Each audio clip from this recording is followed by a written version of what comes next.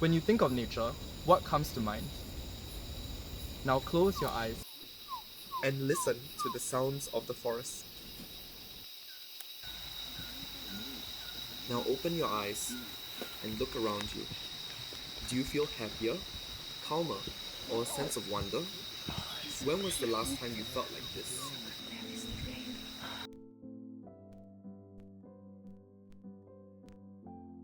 If your answer is rarely or even never, you aren't alone. 46% of Singaporean youths, just like us, never go on nature walks. We have schoolwork, work, we need to game, shop, go out with friends. We simply don't have the time to go out in nature.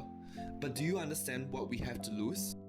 Nature is currently facing major threats due to human activities of our modernized, consumerist society.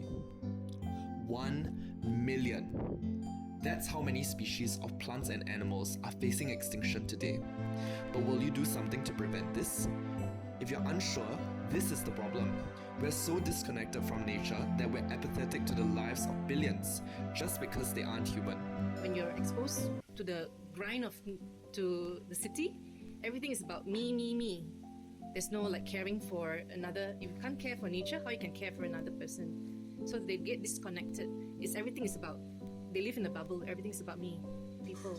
That's why if you notice, there's a lot of mental issues nowadays as well. What Samantha just mentioned is a phenomenon known as nature deficit disorder.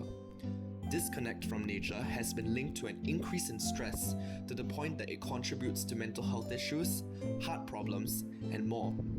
Our current state of being divorced from nature is killing ourselves and our planet along with it. So then, how can we reconnect with nature? Well, for a start, we can go out and actually observe nature.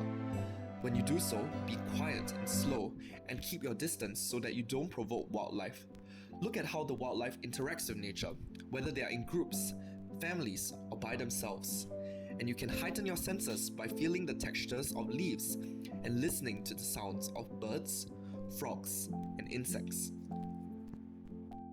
Thereafter, listen to other sounds that are caused by us. Listen to the sounds of cars and construction.